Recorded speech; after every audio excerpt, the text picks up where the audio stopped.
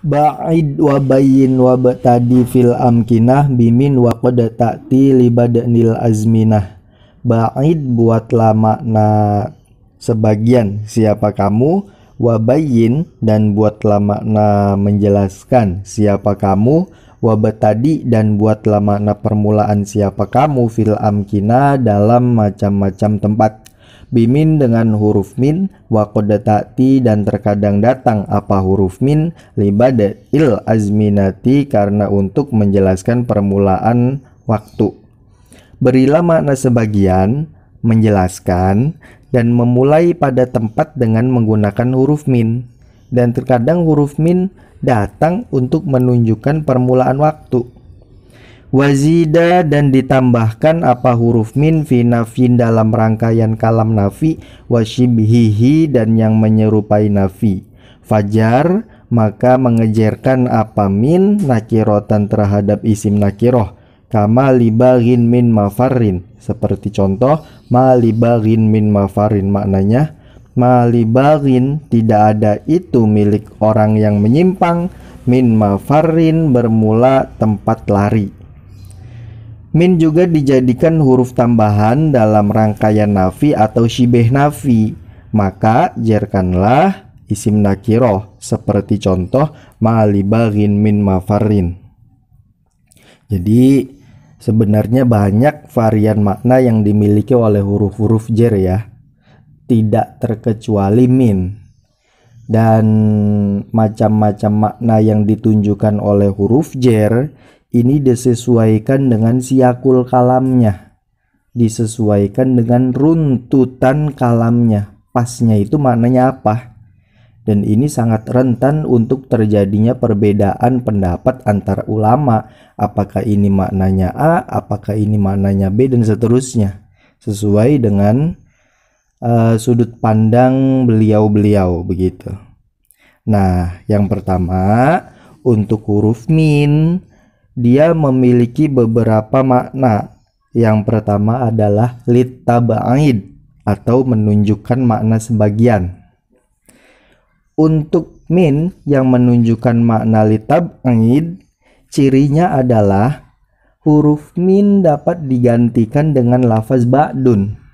Seperti contoh, lan tanalul birra hatta tunfiku mimma tuhibbun. Kalian tidak akan memperoleh kebaikan hingga kalian menafkahkan sebagian hal yang kalian sukai. Nah, di sini lafaz mimma ini merupakan rangkaian dari huruf min dan ma sebagai isim mausul. Kemudian nun dari min ini diidghamkan pada mimnya ma sehingga menjadi mimma. Dan min di sini maknanya adalah litab'id, sehingga secara makna hatta tunfiku mimma tuhibbun, hingga kalian menafkahkan sebagian hal yang kalian sukai. Dan ini sudah memenuhi ciri min bermakna tab'id, yakni minnya secara makna ya bisa digantikan dengan ba'dun. Sehingga kalau seandainya kita tampakkan makna tersebut, jadinya itu mimma tuhibbuna menjadi ba'doma tuhibbuna. Ini boleh secara makna. Kalau secara lafaz ya tidak boleh, sebab riwayat Al-Quran yang ada ya hatta tunfiku mimma tuhibbun tidak bisa diotak-atik begitu. Itu makna yang pertama dari min, yakni menunjukkan makna sebagian. Kemudian makna yang kedua adalah lil bayan. Lil bayan itu menjelaskan sesuatu yang masih samar. Dan ciri min yang menunjukkan makna lil bayan adalah lafaz yang dimasuki oleh min dapat dijadikan sebagai khobar dari lafaz yang dijelaskan olehnya. Seperti contoh, fajtanibur rijsa minal authani. Fajtanibur rijsa, hindarilah siapa kalian terhadap benda kotor. Nah, arijsa, benda kotor ini kan masih umum. masih samar kan, bisa kotoran manusia, bisa kotoran hewan, atau hal-hal kotor lain. Kemudian ar-rijsa yang merupakan lafaz yang maknanya masih samar dijelaskan oleh minal ausani, berupa berhala-berhala. Jadi benda yang kotor yang dimaksud yang harus dihindari adalah berhala, begitu. Jadi al-ausani, lafaz yang dimasuki oleh min kan, dia sebagai penjelas dari lafaz ar-rijsa, sehingga minnya ini memiliki faedah lil bayan, menjelaskan sesuatu yang masih samar berupa lafaz ar-rijsa.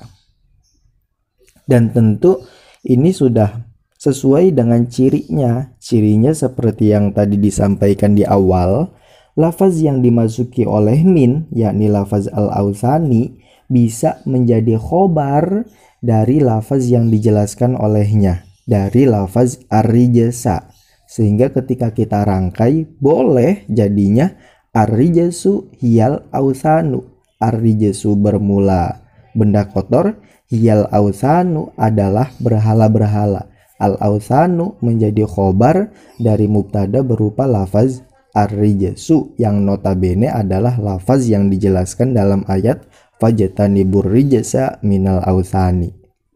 Itu faedah min yang nomor 2. Kemudian faedah min yang nomor 3 adalah lil ibtidai.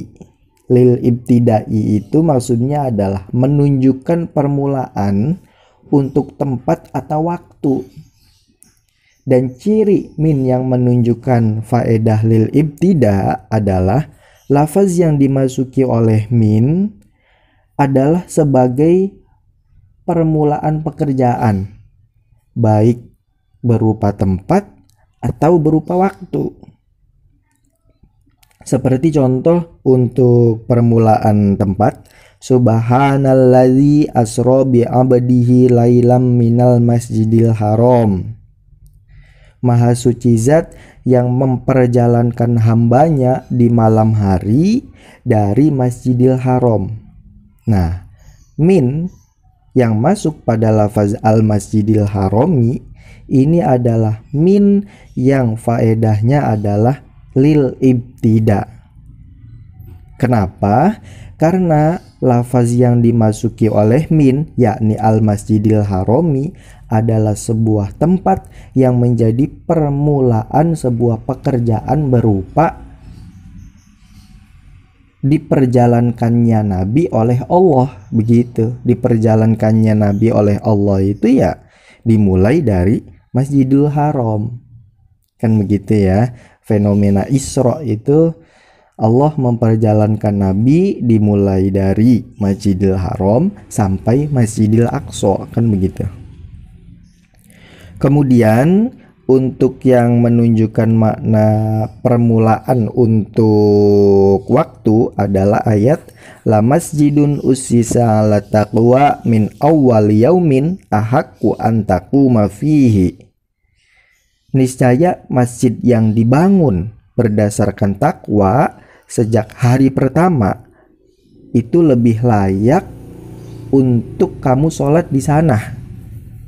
Ya tentu dibandingkan masjid yang tujuan pembangunannya itu bukan berdasarkan pada ketakwaan, yaitu menyinggung masjid diror, maksudnya masjid yang dibuat untuk memecah belah umat gitu. Nah, di sini bahwa min yang masuk pada lafaz awal yaumin merupakan min yang faedahnya adalah lil ibtida, menunjukkan permulaan. Dan ini adalah permulaan waktu. Kenapa?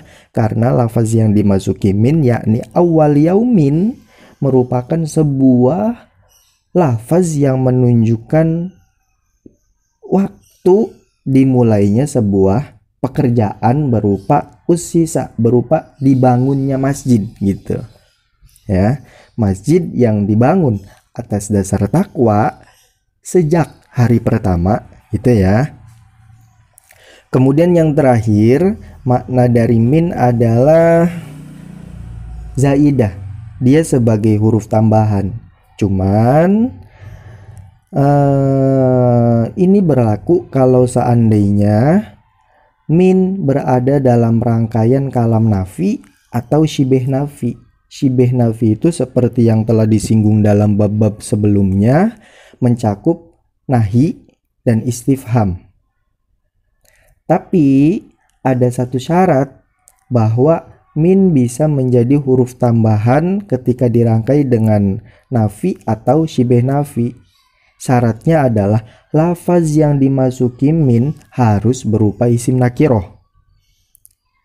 Seperti contoh yang disampaikan dalam bait malibaghin min mafarin. Lafaz min di sini, huruf min di sini adalah huruf min tambahan. Dan dia berada dalam kalam nafi karena dalam rangkaian ini ada huruf nafi berupa malibaghin min mafarin. Bagi orang yang tidak ada tempat lari bagi orang yang menyimpang, gitu, berada dalam kalam nafi. Dan lafaz yang dimasuki oleh min adalah isim nakiroh, yakni lafaz mafarin, gitu ya.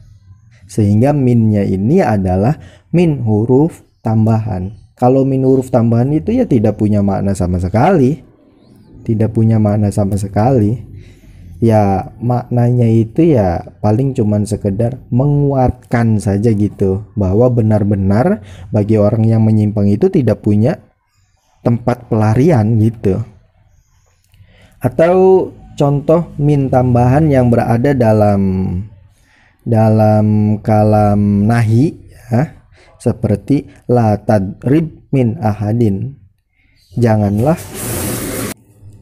Min dalam contoh ini adalah min zaidah, min tambahan. Pertama, karena dia terletak dalam kalam nahi kan, la-nya itu adalah la huruf nahi, dan minnya ini masuk pada isim nakiroh, yakni lafaz ahadin. Janganlah kamu memukul seorang pun gitu. Minnya min tambahan, tidak punya makna. Atau dalam rangkaian istifham seperti contoh hal ja'aka min ahadin. Apakah datang kepadamu? Apakah ada seseorang yang datang kepadamu? Lah, minnya ini adalah min tambahan dan dia berada dalam kalam istifham karena adanya huruf istifham berupa hal dan lafaz yang dimasuki oleh min yakni lafaz ahadin yang notabene adalah isim nakiroh.